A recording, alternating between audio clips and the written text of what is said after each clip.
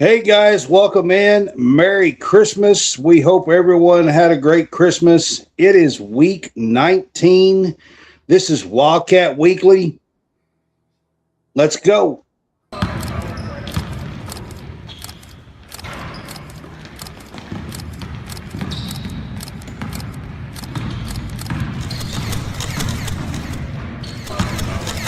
Thank you for tuning in to College SportsCast. College SportsCast presents Wildcat Weekly. What's up, guys? It is Brad with College SportsCast. We are here to do another Monday episode for you guys of the Wildcat Weekly show. I've got John Hammonds on here with me. What's up, Hammonds? What's up, man? So, first of all, John, I want to ask you, did you have a good Christmas? I did, man. I had a great Christmas. All right, man. I hope each and every one of you had a good Christmas, and that you got most everything that you wanted. All right. If you're with us on Facebook, man, we appreciate you guys. We have been growing on Facebook this year. You can subscribe for 99 cents on our page. It gives you your own subscribers page and your own chat, and we're in there pretty much about every day, especially game days and things of that nature on the chat. Again, it's only 99 cents a month, and we appreciate you guys if you would help us out to continue to make these for you. John, it's been Christmas, and there's really not been a ton of stuff going on as far as like game action. No, I mean, you had the Bellarmine game last week. You had the girls play Hofstra yesterday, which they ended up winning. There's just not been a lot of movement the last couple of days, last week. I hope you spent time with your family. Yeah. Honestly, the last 5 days, it seems like that's all I've done. Yeah, I mean, because there's not been a lot of ball been playing now. There's ball back in the mix. There's bowl games coming up. A big slate of bowl games tomorrow. There's some bowl games on tonight. Actually, Wednesday starts the playoff. You got Miami and Ohio State. So fun week ahead for us, man. And the portal opens Friday, which is going to be an absolute insane day on Friday. Yeah, we're going to get to some of that. I do want to hit a couple of things here, to start with. So, let's see. The Cats, we're going to start out yesterday. I went to Lexington and went to Memorial Coliseum. Kentucky women finished up their non-conference part of the schedule yesterday. They won pretty easily. Third quarter, they pretty much poured it on in the third quarter yesterday. Built a 41-point lead, outscored them like 29-9 in the third quarter yesterday, John. There really ain't much you can say about this game. To do what they've done, though, in non-con, the only loss being Maryland, says a lot about how Kenny Brooks has kind of built that roster. They beat Louisville. They added Tony Morgan, to add to what Clara Strack, Tiani Key. This is a really good basketball team. And they're going into a new year, and they're getting ready to play LSU, which is you go from one extreme to the other, to say the least. This is a really, really good LSU team that they're going to play. But to finish the year out 13-1 in non-con is pretty impressive, Brad. It is, and I've got a few highlights here from yesterday. I just want to show a few of these here real quick on this game. Here is an out-of-bounds play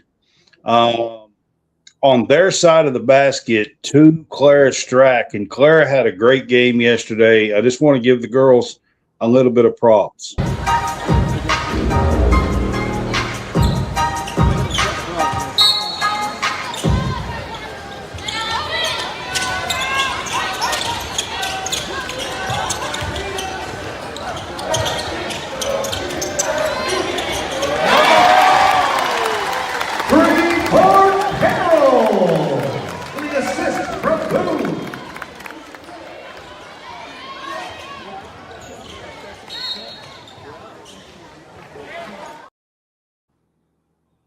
All right, that wasn't out of bounds play, but that one was to Kaylin Carroll on a 3 there. The next one that I have is Claire Strack. Hang on right here.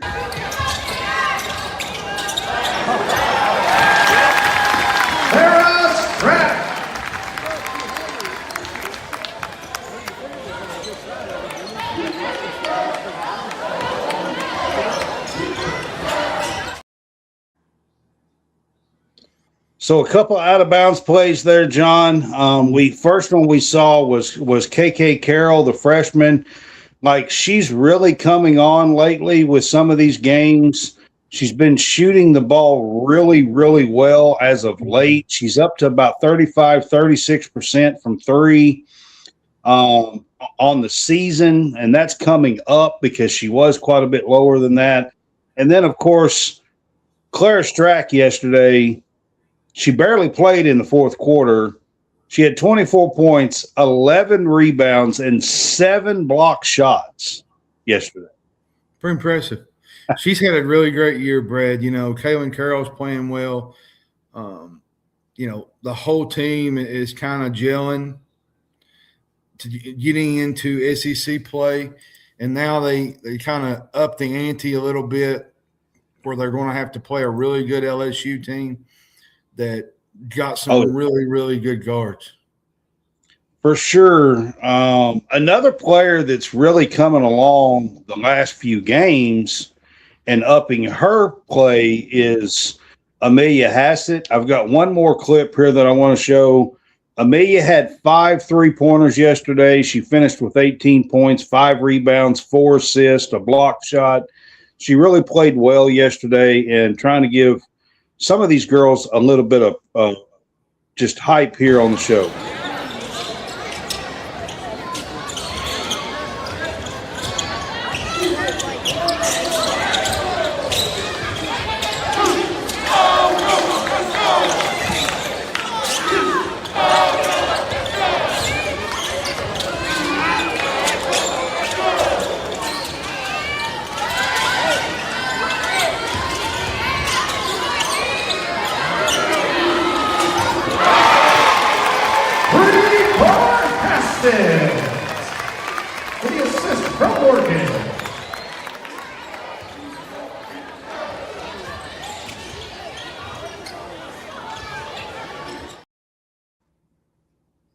So on that play, John, you saw Tony Morgan drive the lane and kind of hit the corner shot there. That's a shot that's even open in the men's game a lot when you drive those corner threes.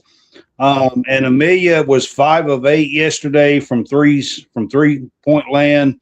And finished with 18. So if she could keep that kind of barrage going, it could really help this team in SEC play. Most definitely. We got Wireman on here with us. What's Wireman saying?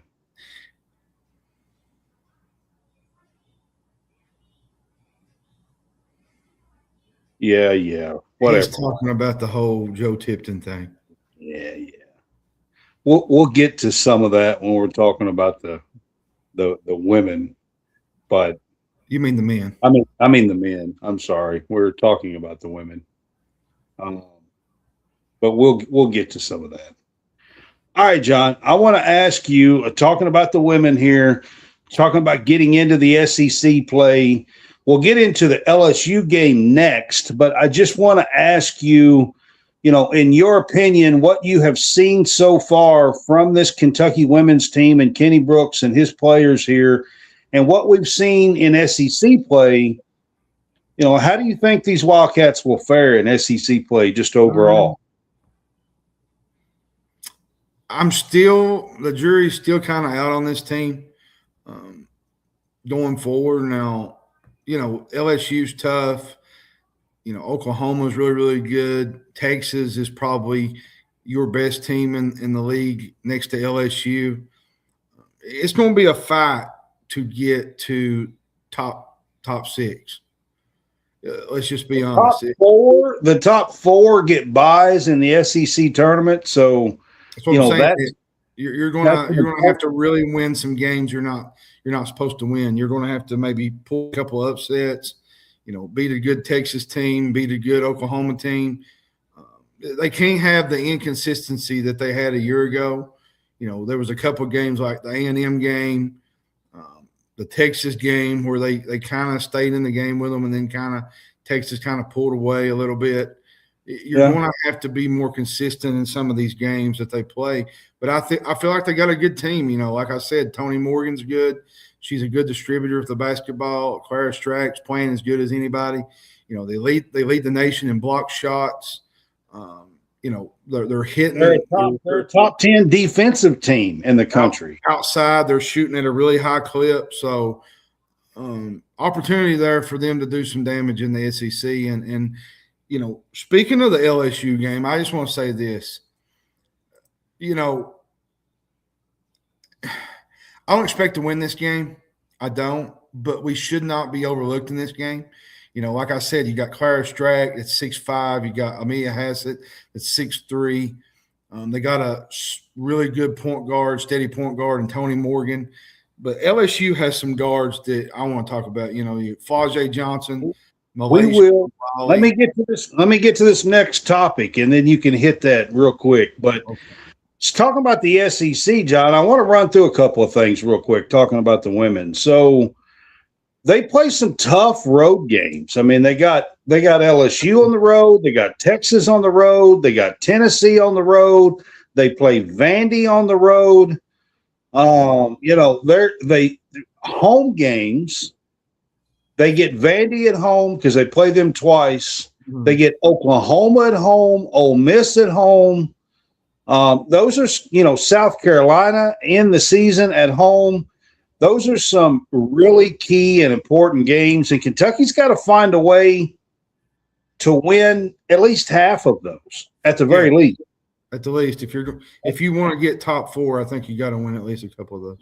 You got to win half. If you got 8 or 9 tough games, you got to go 4-4 or 5-4 in those tough games, and that's going to be the key here for the Kentucky women's team moving forward in SEC play. Now, John, I'll let you go here on this. This week, Kentucky women actually start on January 1st, New Year's Day. They are on the road at LSU, and then they turn around before we do our next Wildcat Weekly show next Sunday. They are at home January 4th against Missouri. So that's their opening week. And just talk a little bit about LSU. You're talking about these guards and the guard play they have. It's amazing. So it's going to be a very tough game. It is. There are going to be a lot to handle. Flau'jae Johnson, Malaysia Fawali, Michaela Williams, Zakiya Johnson. They have all, Brad, averaged 55 points per game. Yeah. As a team. And they're so athletic. They're so athletic. It's unbelievable. It's quick. There's so many weapons on this team. Like you could take one guard out and you can kind of swing another one in the rotation, and you don't miss a beat. Like they're that good. And Kentucky is going to have to play their perfect game to win this game, in my opinion. They are. So the matchups in this game is going to be very intriguing, because I think both ways. Like, Kentucky is bigger and got like, Amelia Hassett's 6'3", and she plays outside and shoots. And Kaylin Carroll is 6'3", and she plays outside and she shoots. And like Fawali and Flau'jae Johnson's like 5'10", 5'11", maybe, somewhere around there. And they're just quick as lightning and fast. And it's going to be a contrast of styles, I feel like, and who can dictate the best. Yeah, I mean, you got Carroll that can really shoot the ball. Brooks has been known to kind of shift his lineup up a little bit. And I wouldn't be shocked to see that with LSU. It wouldn't shock me at all if you saw Carroll play a lot more minutes in this game. Asia Boone, who has started because Tayani Key's been out, nursing a minor leg injury. it wouldn't surprise me if Boone's a lockdown defender and a guard. She could guard one of those girls, and maybe, take them away a little bit. I mean, come to being Flage or Fawali's actually been the sixth man here and coming off the bench for LSU so far. Yeah. Like you said, there's just so many players on this LSU team that can just figure things out. And here's another freshman that we ain't even mentioned, and she's been playing lights out, and her name is Grace Knox. She's been absolutely a monster. And then you got their 6'4", 6'5" girl, Kate. Well, and you look at it, they got down to Duke, and they fought back to get back in the game. Kate Koval. You get them down, they don't kind of fall apart. They never quit. They come back. The Duke game, there was a couple games where they was behind and they fought back and they won by double digits. You have to put this team away. If you want to win this game, you have to find a way to put this team away, and you're just not going to put them away easily. This is not a team you just walk up on the court and say, hey, we're going to put you down 20 points. They're number 5 in the country for a reason. They are. And they're probably picked to win the SEC for a reason too. Yeah, I mean they're 5th in the country. Kentucky's 11th, but going on the road here now. After that game, they come back and they get Missouri at home. John, I want to talk a little bit about this game. Missouri's got a I say it's a winnable game. Oh yeah, Missouri's got a first-year head coach. I don't know if you know this, but it's the ex-Tennessee coach. Do you remember who she is? She was the Tennessee coach, Kelly. She's in her first year there, and they have kind of struggled in the non-con in the first year. She had no players. They all left. She had to bring players in. There is one player on this team, though, John, that I do want to mention. Sanaya Tyler transferred to Missouri. She is from the state of Missouri. She went back home. Sanaya Tyler had played 3 years at Kentucky. She averaged her sophomore year for Kyra Elsie. She averaged over 10 points a game. She does have a good 3-point shot here, and she gets to come back to Memorial Coliseum to play more than likely her final game in Memorial Coliseum on Sunday. And I just want to give Sanaya her props. She set last year she kind of was the 6th or 7th girl on the team last year. Didn't get a ton of playing time, but a little bit with Coach Brooks. And she decided to go somewhere else to play for her senior year. Can't blame her at all for that. ST was the nickname that all the girls called Sanaya Tyler last year. The last 2 years, ST. And I just want to give her props, John, for, being able to go back home and to, have her career end her way. Yeah, and especially an opportunity to play, and now she comes back home to a group of players that she knows and a coach that she knows, and hopefully they do something for her, do just like a little special little pregame like they do for former players coming to the arena. Hopefully they do something for her because she deserves a little bit of celebration. I think the crowd will definitely recognize her when they call her name and that kind of stuff. I think she'll get at least get a cheer there at Memorial. She was a key cog on the team as a sophomore. Averaged over 10 points a game, shot 38% from 3-point line. And that was not a great team. They only won about 12 games that year. But Sanaya spent a lot of time in Lexington, and just want to give her some props here. All right. Before we move on, at the top of the screen on the left corner there, I'm going to put up our QR code for Home Field Apparel. Check out Home Field Apparel. Use our code CSCast. Do want to get that up. I forgot to do that at the beginning. And then at the bottom right is our happy holidays. Just want to say, John, and to you and to all the fans and everything for us, hope you guys have a happy new year. And we're going to have this up. We're going to do a show tomorrow night too. So going to have this up then as well. All right, John, I'm going to get to some football stuff. I'll let you kind of run through what you want to talk about with some of the staff hires that Stein has been doing. You know,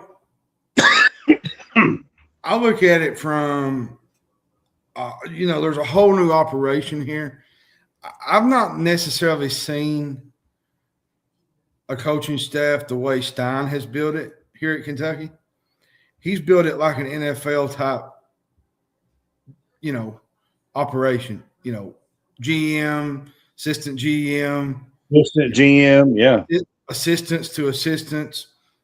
They got the running backs coach, Kobe Smith. He's really good. We found out this week that Justin Burke is most likely going to still be here. He's probably going to coach the tight ends. You got Joe. Is it Joe Davis, the wide receivers coach? Right. Joe Price, that's right. Price, Eastside Joe is what they called him in Texas. So there's so many variables with this staff, Brad. You really don't know until you sit down with a bunch of these players now. There's been a few hit the portal. There's going to be more hit the portal Friday. Now, they did convince Ty Bryant to stay back, which I thought was really, really awesome. Ty Bryant's going to be a senior. Here's my opinion about that. I feel like he should be the face of this team this year. I say that because, they used him a lot this season. They used him in a way that kind of showed him out in the way he, played the game of football. I think he led Kentucky in tackles. I think he led the SEC and I think he was he second, third, maybe first in interceptions. He just had an unbelievable season.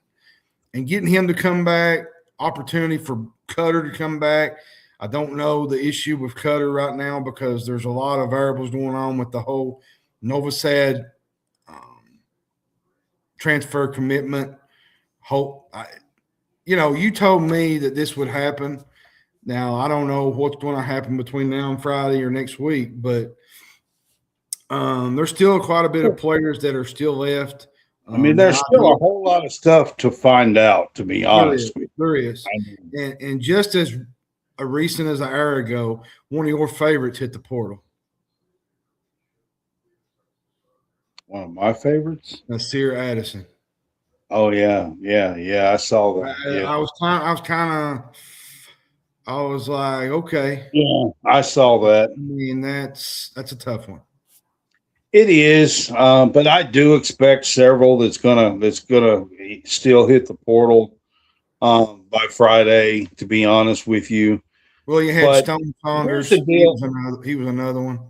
Here's the deal about the staff, and here's what I want to talk about real quick, just about the staff here that Stein is putting together.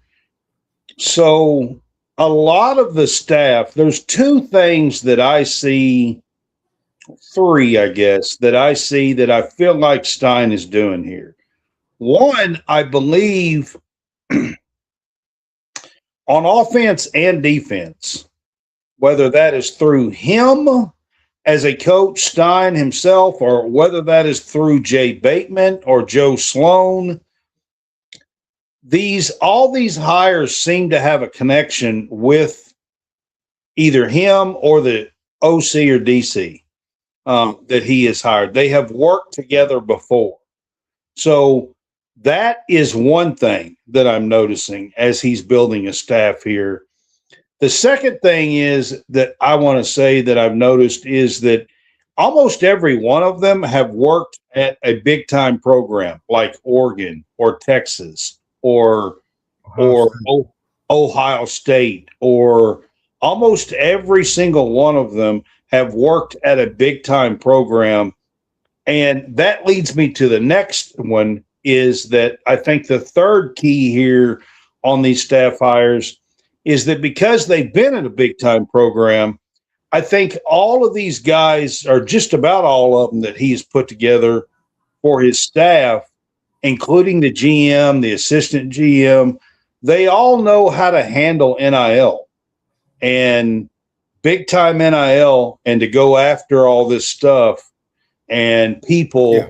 And you got Jay Bateman, Joe Sloan. Yep.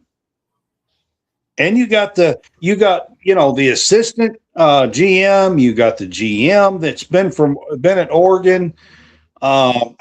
Director, at Oregon. So, he's putting together a staff that knows how to manage the NIL. And I think that's pretty impressive from a 36-year-old first-time head coach. That's just what I want to say and what I want to talk about here. As far as the staff, we will see how it all pans out on the field. You can never say that it's going to work 100%. Have no idea, not just yet. But I can tell you this, from a position with a guy that wanted to be here and has proven at big time schools that he's worthy of the job, he is at least putting together stuff that looks like could actually make a huge difference. Yeah. Bringing these coaches from Ohio State, Texas A&M, Oregon, Texas A&M, all these other schools, it makes you think that they're going to be a very big deep dive into the portal, and especially in the recruiting world. I noticed the last couple of days that Will Stein is going after big fish. He's going after 5-star kids. Yeah, and he's going after 4-star kids. And when Stoops was here, you hardly ever seen us go after a 5-star. Now, you might see one or two every once in a while, but these are like 3 and 4 and 5 guys of 5-star talent. Like, he thinks he can build Kentucky into a different dimension. Well, these are people who have witnessed and know how to manage the NIL and how to go about it. And I don't think they're scared to try is the big deal. Now, like I said, I don't know if you're going to convince these guys to come play against Alabama or come play against Georgia, who are going to be recruiting these same kids. I don't know if that's going to work, but at least you have a guy that has the confidence to at least try and to do it. So, and then you got Alan Brown. He was the reported cornerbacks coach. Josh Christian Young. He's a rising star in college football. He's a really big offensive mind. Defensive mind. I'm sorry. I was thinking of the offensive coach. And then you have, what's the other guy's name? I'm not sure which one you're thinking about. Tony Washington Jr. was another one. He's the defensive end, outside linebacker coach, which I think is a big deal. Then you got Parker Fleming, just recently added on with the special teams. Ohio State, Oregon. That's where they've been. It's a big deal to put your name in. So this guy that I got up right here, he is scheduled.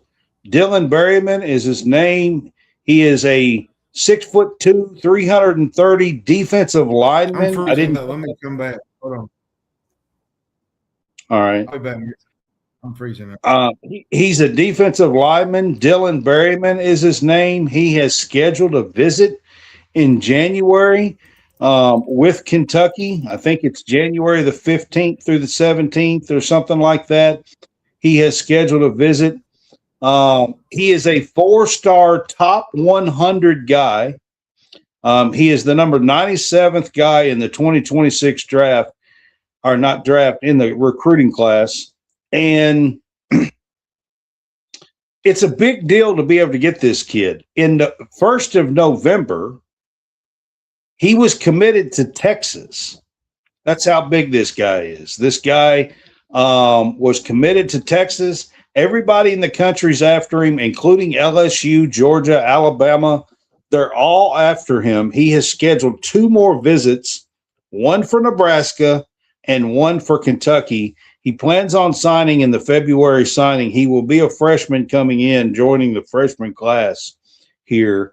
And to get him on campus this late and to still be recruiting for the freshman class coming in is a big deal. And to get a guy like this, who a month and a half ago, was committed to the University of Texas and is a top 100 recruit guy, this is an absolute monster of a deal to get a guy like this in for a visit. And John, there's some other guys here, 27 guys that 5-star guys that they have put some offers out to, but this 4-star Dylan Berryman getting a visit is a big deal. Yeah, it's a very big deal, Brad, and to see where Stein is going with this,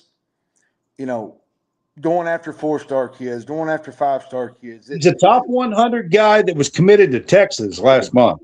Yeah, I mean, you're basically fighting off teams like Texas, Georgia, Ohio State, Georgia, Alabama. Like, you're going up against the big dogs. Yep. And I'm going to tell you what I was told today from a source that me and you can't. But I was told today that expect Kentucky to be major players in the transfer portal and to be in on some top guys. Yeah, I mean, I think they will be, to be honest with you. And one of those guys is Nick Marsh, former Michigan State wide receiver.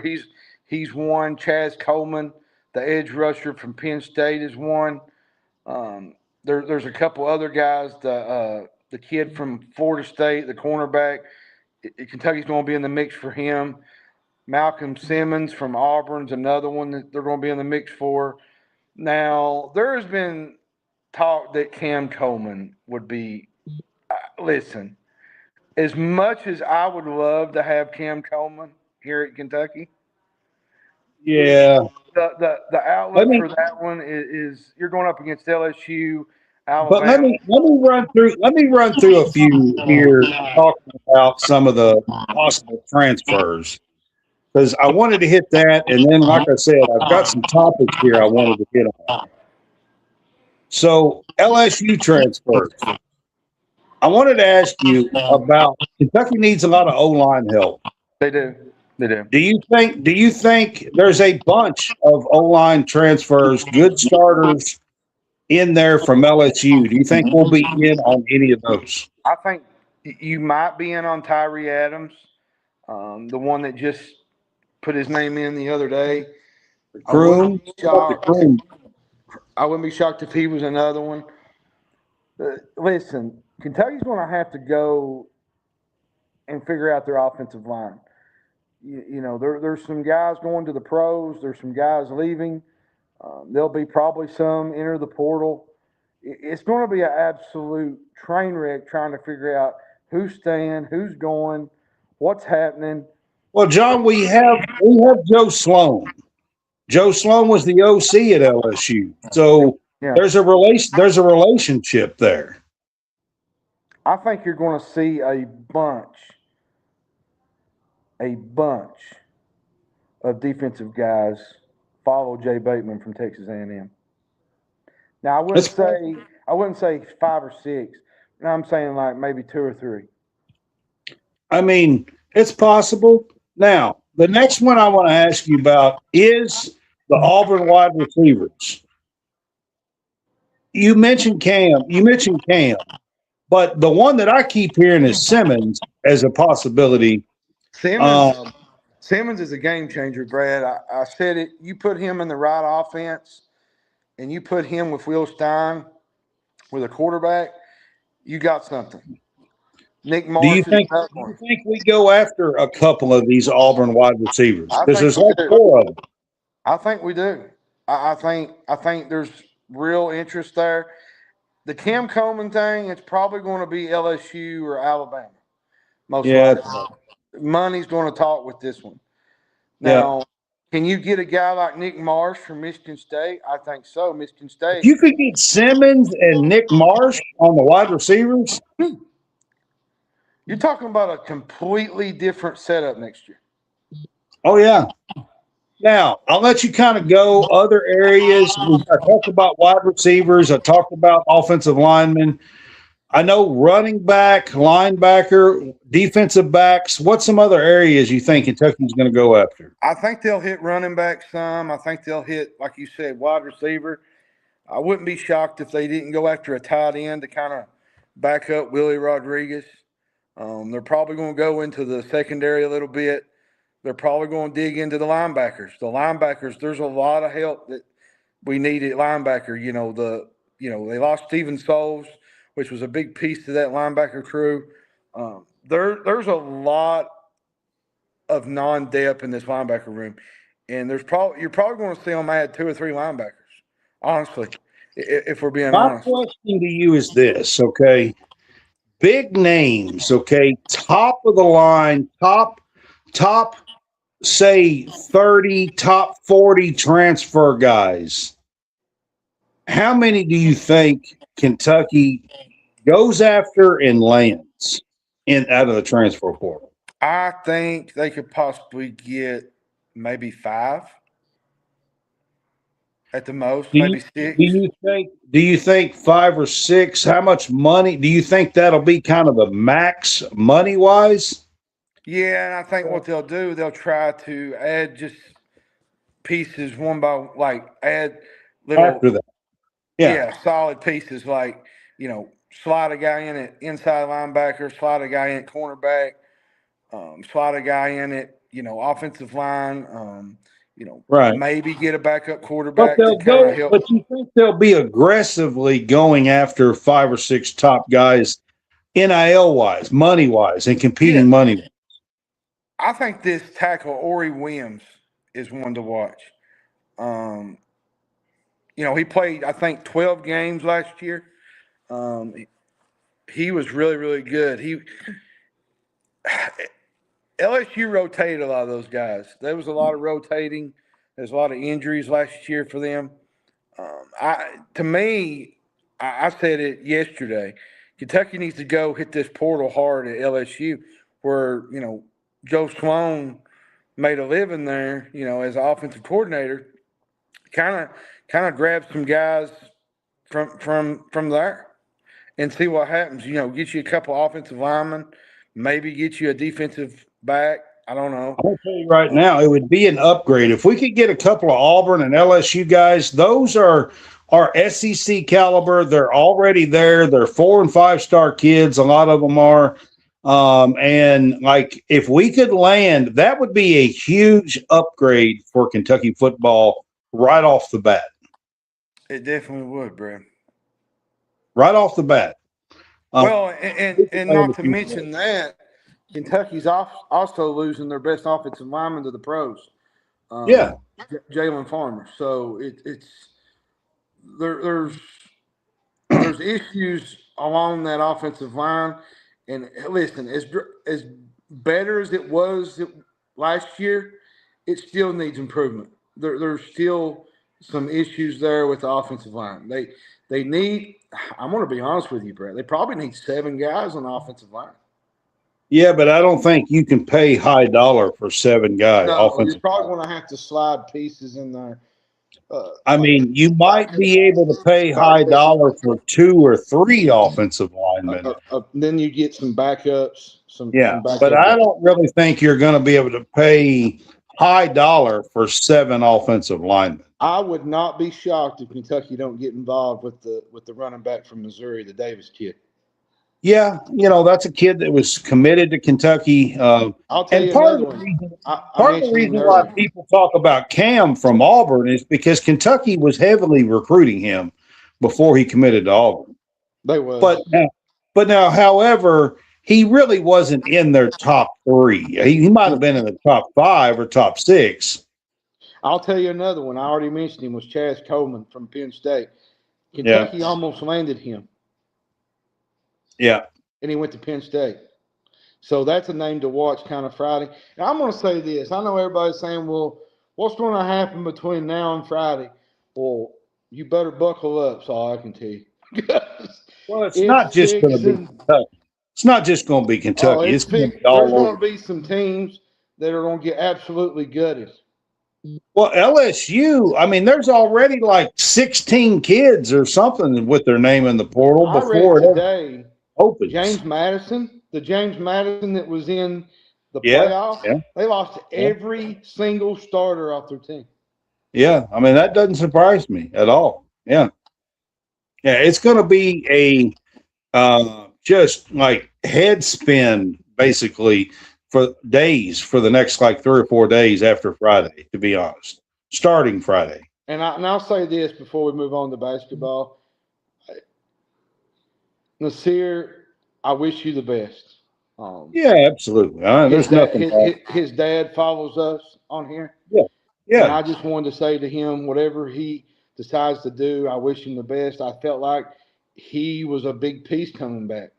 And I felt like he, made his mark at the end of the year, Brad. He done some really, really good things towards He the end did of the when season, he got his chance towards the end of the year. opportunity. And Yeah. it just sucks to see what the portal does, but that's just part of it. Kids want to go where they feel like they fit in a system, and maybe he felt like he, wanted to go somewhere where he could play more than where he would be, whether at Kentucky or any other school. But I wish him the best. That was one that kind of hit me because I felt like he could have been a big part of the puzzle to the defense next year. Yeah, I mean, wish him the best. I mean, honestly, but we're going to be working towards building something for the future. So, Yep. All right, John, I want to get to some men's stuff here from the basketball team. There's been an off week this week. There's really not been much going on. I want to ask you to poll or not to poll. That is the question. Should the Cats be in the poll? I understand from the fact that they beat St. John's. Yeah, but St. John's was 22nd. They're not ranked now. The Bellarmine game kind of holds me back. The Bellarmine game, the defense was an 8-point game at halftime. John, it was an 8-point game at halftime. The defense was not great in that game. And I will say this. Cam Williams, welcome to the party. Yeah, he has a breakout game, and I love Cam Williams. I like what he does. I like his game. I feel like that his game has not gotten to where he really wants it to be. And I know people say, well, why hasn't he done this? And you got to give this kid time because he was just a freshman last year at Tulane. Yeah. It's going to take this kid time to kind of. He's making an absolute – people don't realize he's making a huge jump up. It wasn't like he was coming from UConn or from Florida or from – like he's coming from Tulane. It's a huge jump in competition. It is. I want to ask you a question real quick, though. And I don't know if this is concerning or if it's just a lag or something. But what's happened to Colin Chandler? I mean, I'm not real sure just yet. he started the season off, I thought the first 6-8 games, I thought he was the best looking player out there, to be honest with you. It just seems like First 6-8 games. he was doing so great, and then just like he just fell off a cliff. Yeah, I mean, he hasn't been aggressive the last few games. So I'm still kind of waiting to see I still think Trent Noah's hurt, that wrist. Everybody said, well, I think, he didn't play great against Bellarmine, but I still think he's hurt a little bit. There's still some lingering issues there. And because his shot, I think it was, what was it? That Wednesday, that Tuesday, it did not look great. Maybe he's just, going through a spell, maybe, but I still feel like he's hurt a little bit. Trent can be a big plus to this team. Everybody says, well, he's just a Kentucky kid and he's not going to do – well, he saved our tail a few games last year. Look at the Tennessee game. Look at what was it? There's a couple games down towards the end where he just really drove it up into high drive and helped us and saved us some games, especially with his hustle, going after loose balls. Yeah. Trent Noah is a big piece to this team. I mean, Colin Chandler played well down the stretch last year as well. He did. So, I mean, there's nothing that says these guys can't come out here and play and be a big part of this team going down the stretch. Now, here's what I want to ask you. And I'm not just talking about the next game. We're going to analyze the next game on the next topic. But looking at what we've seen the last couple of games with JQ, Jaden Quaintance back in the lineup, the possibility that Jalen Lowe is going to be available, say, for, let's just call it 15 to 20 minutes a game, if we're lucky, guys. With Jaden Quaintance, Mo Diabate's been back for 2 or 3 games now. What is the SEC outlook for these Cats? You really want to know? All I can tell you is they better figure it out quick. Because if they play like they did against Bellarmine, I'm just going to tell you straight up, Brad, and most fans are not going to like this. Arkansas and Alabama will beat us to death. But, I mean, John, outside of those 2 teams, is there anybody in the SEC that you think, like, what's the outlook? Do you think this team is going to be, like, between 3 and 5? Do you think they're middle of the pack? I think they're 6 and 7. I think that they can – okay, let me put it this way. I think they're better than LSU. I think they're better than Missouri. Missouri, that's a topic for a Tuesday show.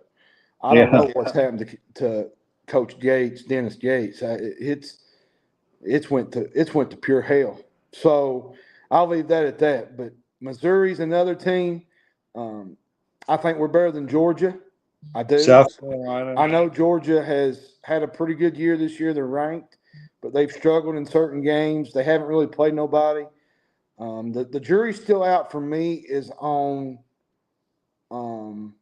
Vanderbilt. Like me and you talked about the Vanderbilt. I don't know. Yeah, I'm not sold just yet. I'm not sold yet. After that, Tennessee. Tennessee and Florida are good. I just don't think they're as good as last year. I don't. I think Kentucky's 6 or 7. I actually think Kentucky's better than Auburn. And I know that sounds crazy, but I think they're better than Auburn. But now we do play Auburn on the road, which is going to be tough. So. John, I'm going to give you a big shocker here, okay, from me. I really think if this team can play the way they played, if they can put it together, John, and play the way they played in the second half of the Indiana game and the second half of the St. John's game, if they could put that together and play the entire SEC season like that, I think this Kentucky team could actually win the damn SEC. That's a good point. But that all depends on, Jalen Lowe being healthy, Jaden Quaintance staying where he needs to be. I'm going to tell you something, Brad. Regardless, It's all going to come down to defense, aggressive, hustle, rebounding. That's the way we played in the second half of the Indiana and the St. John's game. It's not going to be about jacking up 35 threes. That's not what it's going to be about. Here's where I have the problem, though. You get an injury like to Lowe again, this season's doomed. Yeah, I said if you can keep all this going.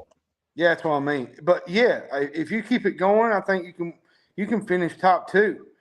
You add Quaintance in the middle with Lowe. I'm going to tell you something. What Quaintance did against St. John's in his first game back, tells me that this kid can take over a game in just a matter of minutes. But you have to put that together every half, every game, and play that way and play aggressive, play lights out defense. You have to hustle. You have to get to rebound the damn basketball, block shots, defend. And another thing they need to do is quit trying to force things. Like they try to force too much. Like they get in a hurry and they, and then another thing they do with that rushing stuff is the rotations. Like his substitution patterns blow my mind. The way he moves guys in and out, you don't have to change that when SEC play comes. Well, but some of what you're talking about is against the teams like Bellarmine. Against some of these smaller teams, yes, I think he has substitute pretty badly. But against Indiana in the second half, against St. John's in the second half, he went with his guys. Mm. And that's how they come back and won those games. And that's what he's going to have to do if he wants this team to reach their full potential. I agree. All right, so let's do a little bit of analysis here of Kentucky at Alabama. This is their next game. I think it's January the 3rd on Saturday or something like that. It's this Saturday. Yep. Yeah. And they finally play again.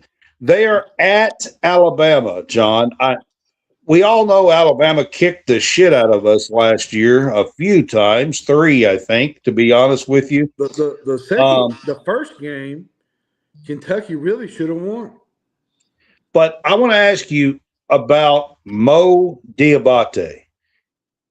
He is no longer at Alabama, and now he's at Kentucky. Is he going to be a difference maker in this game for Kentucky? I think he is. He's going to be a villain Saturday. They're not going to like this guy. He's going to be the villain, more or less. So he's going to get some boos. I bet he gets some boos. What do you want to bet?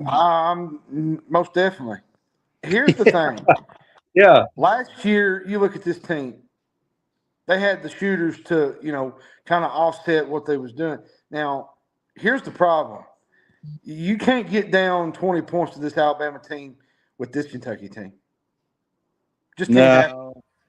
They're not built to hit shots like that. They're going to have to slow this game down. They're going to have to play 10 or 12. They might be able to come back from, but that's about it, I think. Yeah, they're not going to be able to kind of fight their way out of a hole 20 down. No, they don't have the shooting to do that. They're going to have to play this game. I hate to say it, they're going to have to play this game rough and prison yard basketball. They have to muck it up. They got to muck it up, man. Muck it up, hit some shots when the opportunity presents itself. LeBaron 5-on is really, really good for them. Now, he set out tonight against Yale. Not sure what happened. Jeff Goodman reported that he set out. Not sure if he'll be back Saturday. But either way, they still got a really good basketball team. The big boy in the middle from I'm sure 5-on will be playing. Williamson. is it Williamson? I think he's really, really good for them. Yeah. They got a really good basketball team. This Alabama team is really good. Now, I don't think they're as good as they was last year. I mean, it's a tough environment too. Like they feel that there. We all like joked it's the airplane hangar. That's what we always called it, is the airplane hangar. Just kind of just joking around about it. It's a tough environment to play. It's the hard hat environment. They wear their hard hats. I mean, everybody's like right on top of you. Like it's right down. It's a small place. Like it's. And they go crazy inside there. It's a tough place to play. It's a tough game, and I'll be honest with you, Brad. This is a game that, listen, if we lose, I'm not going to be so, aggravated with, because Kentucky's SEC schedule after Alabama kind of eases up a little bit. For a few games. There's a couple winnable games there. Yeah. But say you win this game, though, you probably change the whole direction of the year. You can, because like I said, if you can go to Alabama and win at Alabama, I mean, I don't feel like there is some super major, like, tough teams that we can't go compete against. Not really. There's a few. At Arkansas is going to be tough. Yeah. But, I mean – Outside of that, name another place that we absolutely could not go in and get a win. But you know what would be amazing is, I know everybody likes to joke about Cal, but, Arkansas come into our house last year. They dominated us, right? Yeah. Could you imagine us going in there with a bunch to of go get them this year? That's what we need to do. That needs to be the mindset, to be quite honest. Yeah, I mean, it's with two of the best freshmen in the country, and Acuff and Malik Thomas, that would just make everybody's year, wouldn't it? Yeah, it would. It would. But, I mean, I'm going to be honest with you, John. I think this Alabama game, okay, I'm going to say this, and I noticed that Andy Katz and March Madness today posted that this Kentucky-Alabama game was the game of the week. They listed it as number one this week in college basketball. And I'm going to say something here.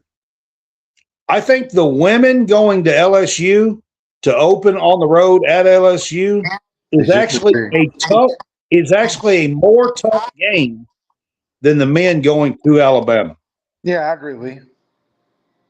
I do. I think the men could steal this win here at Alabama. I really do. It's just going to take a team effort, and thankfully we get a basketball game. My God, we've been sitting around for almost a half of. We could have went to Europe and back in the span that we played a basketball game. Yeah, I done flew to Moscow twice. I'm just kidding. That's a joke. I was just kidding. I'm just kidding. All right, John. Maybe they'll leave you. Maybe they wish they left you there, honestly. All right. I'm just messing around, but it seems like it's been forever. All right. Anyway, NCAA, I want to ask you, we're heading in. Kentucky's now, what, 9-4? Is that where we are? 9-4? We were 5-4. Everybody was thinking, whoa, we may not even make the NCAA tournament.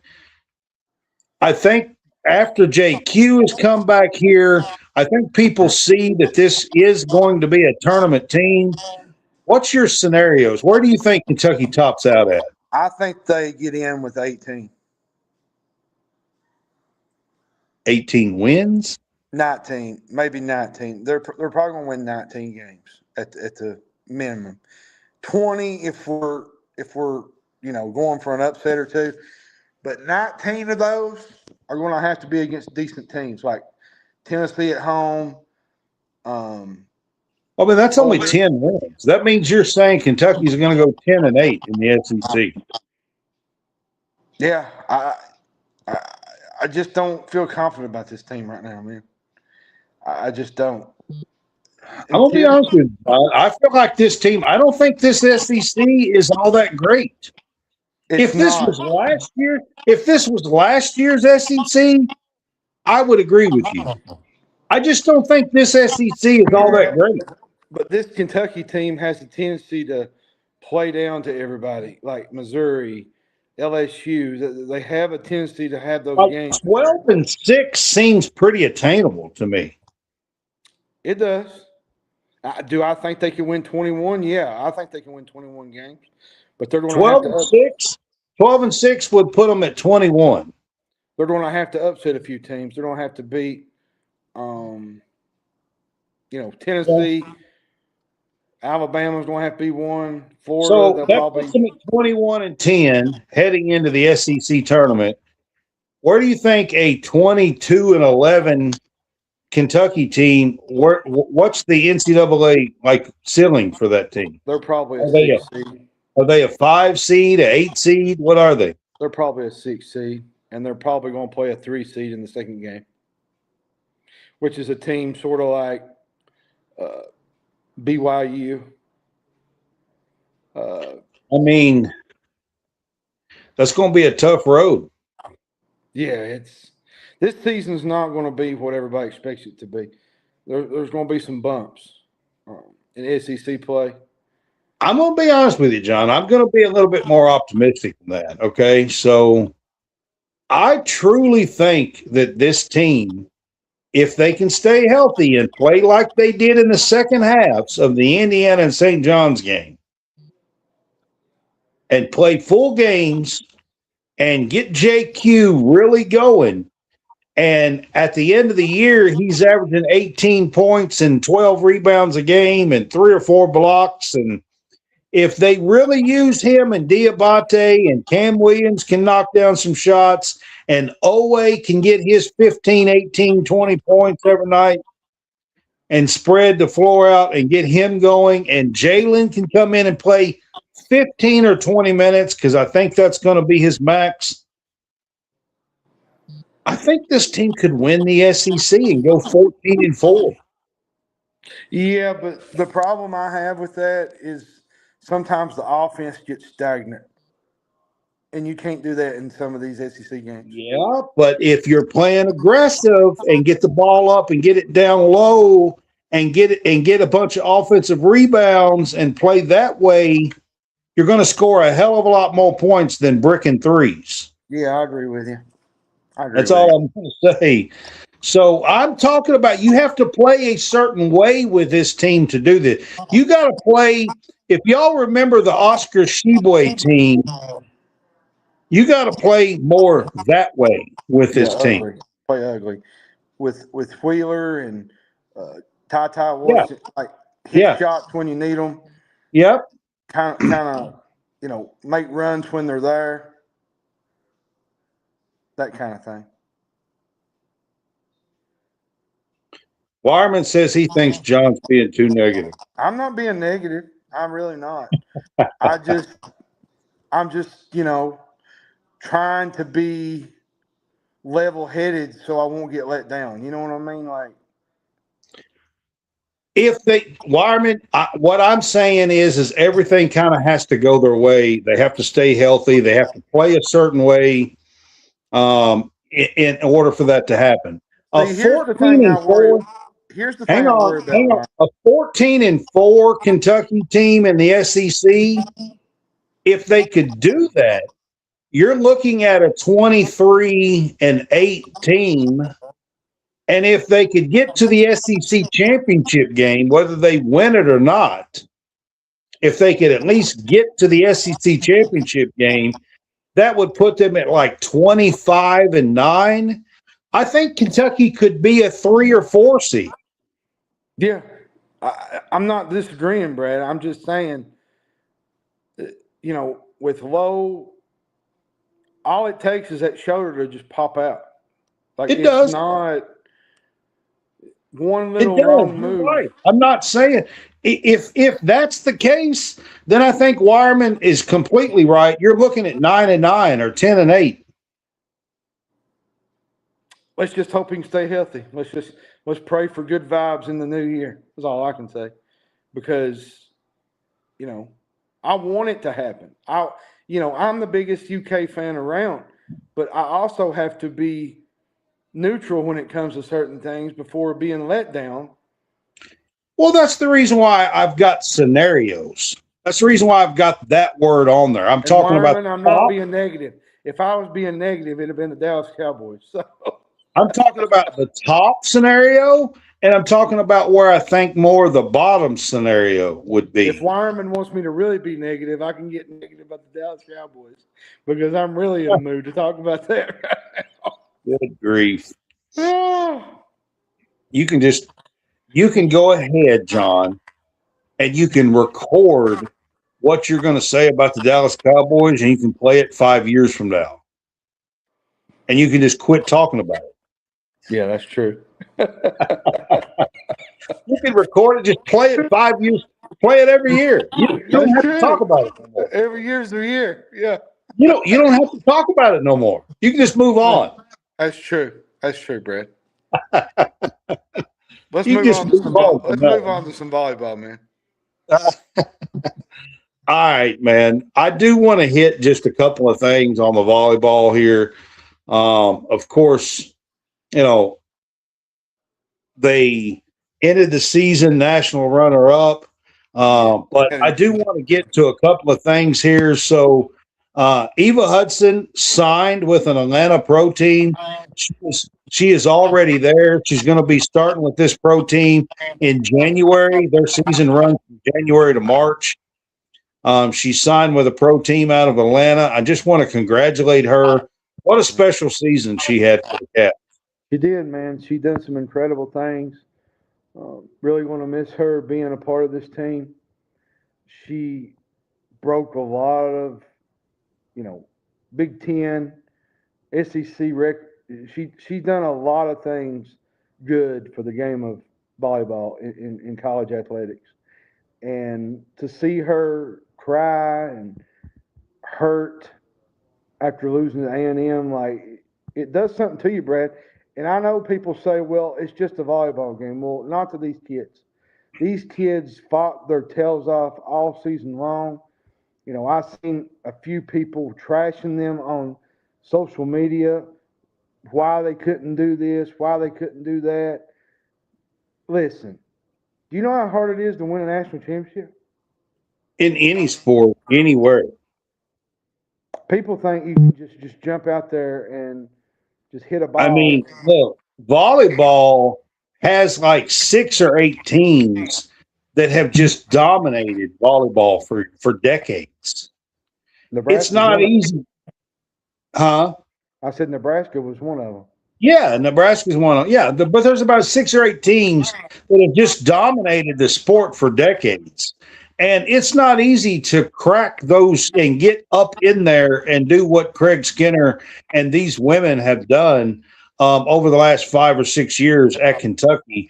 To get to the national championship game is an amazing feat in its own. I just want to wish Eva Hudson the best. Like, I'm so happy that she came here for her 1 year, her senior year, led us to the national championship game.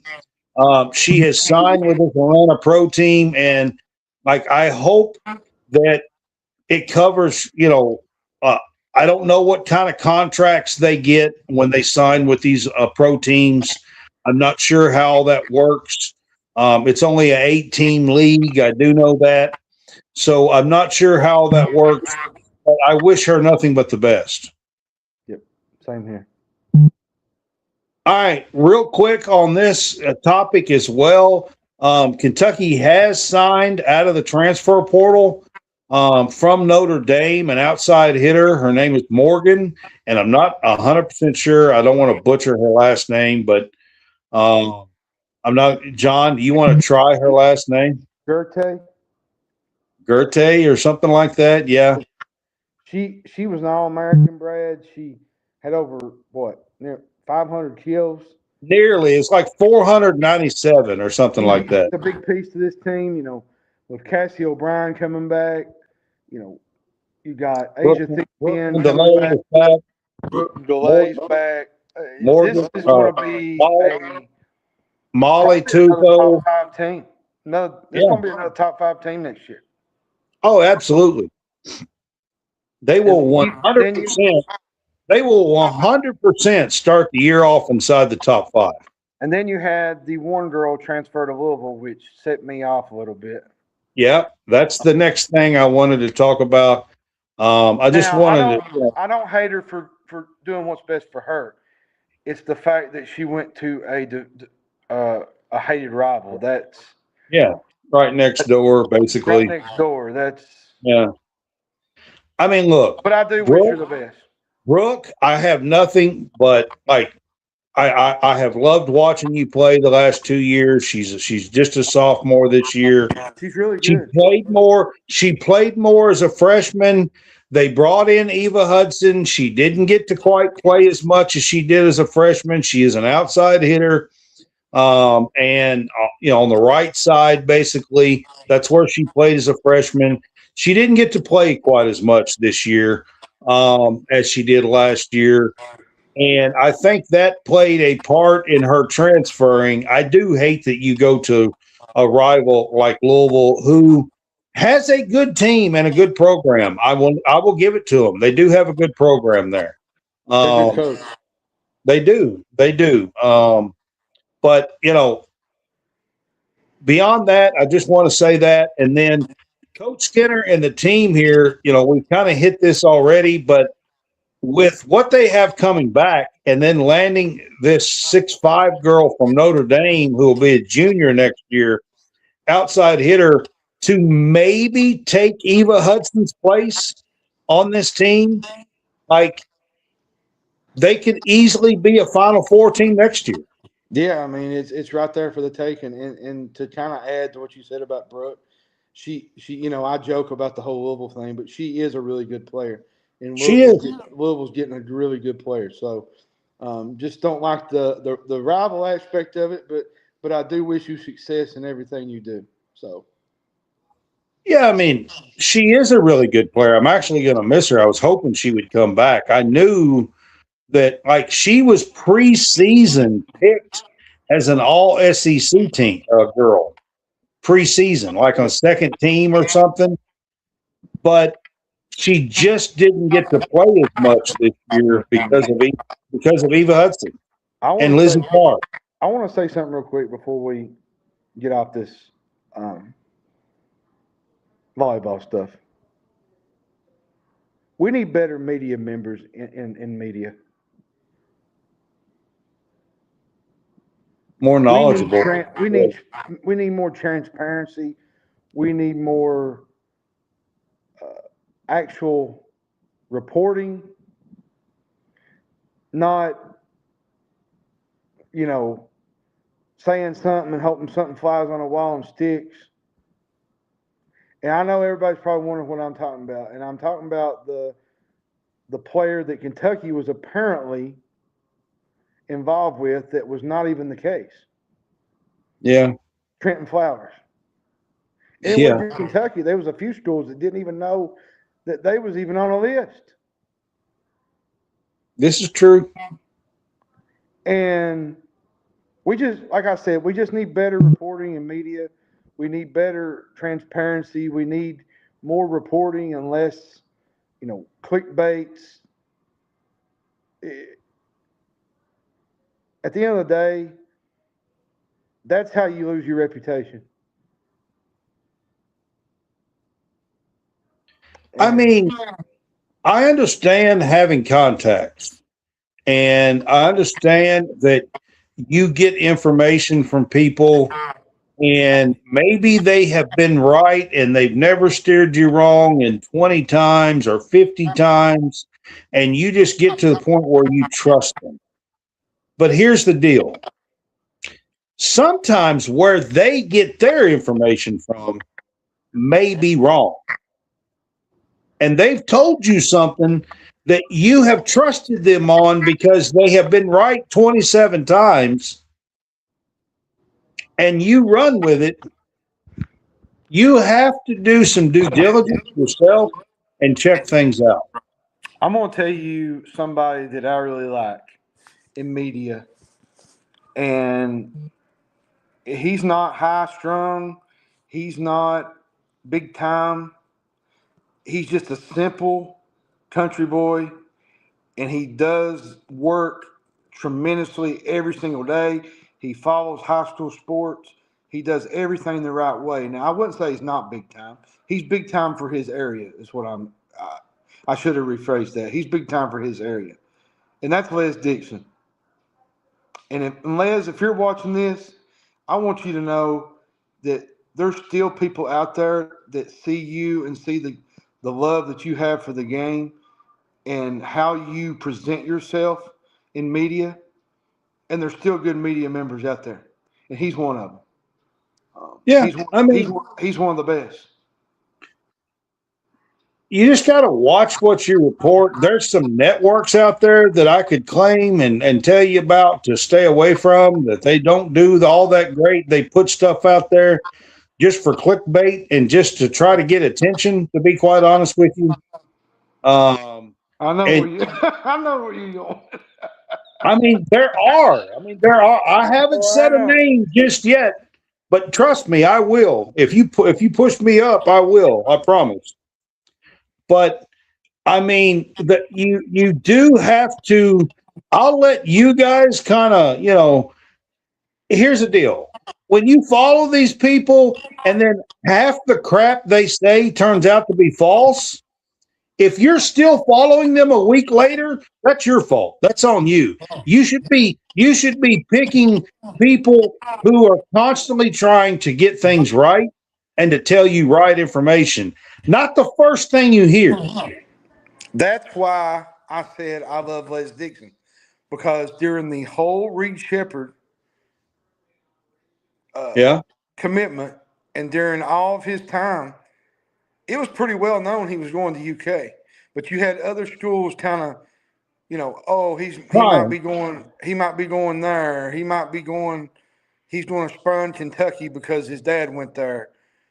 All this other stuff. But Les Dixon held to his guns and said, this is a Kentucky kid, and he's probably going to UK. Yeah.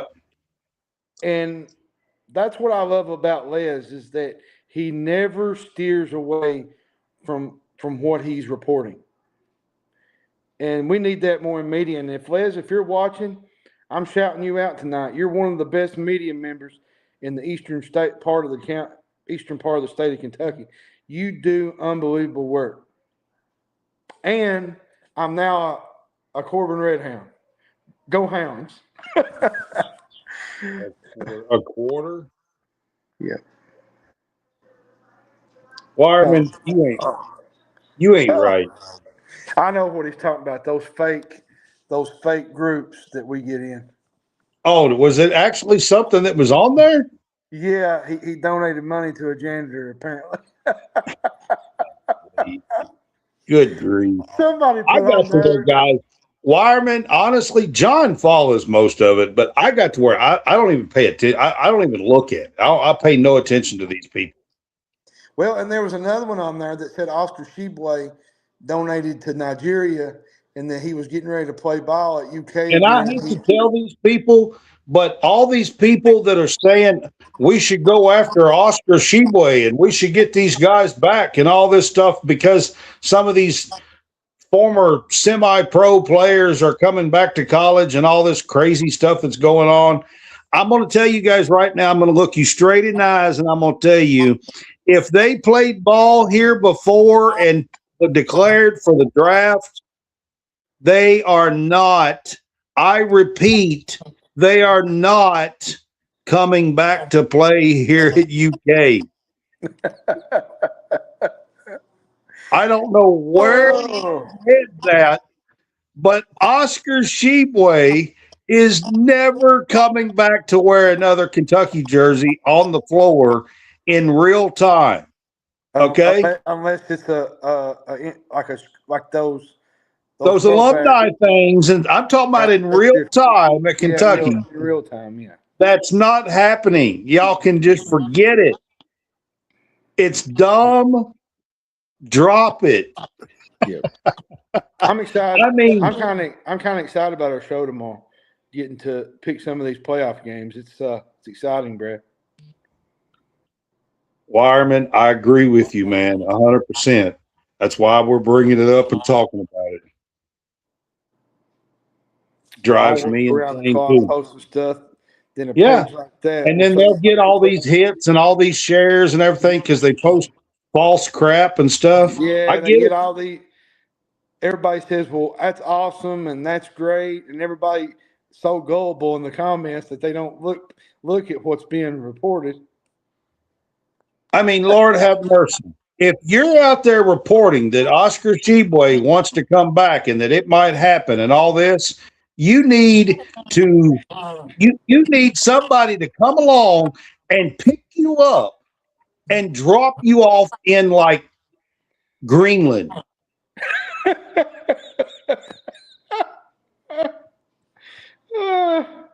And just leave your ass.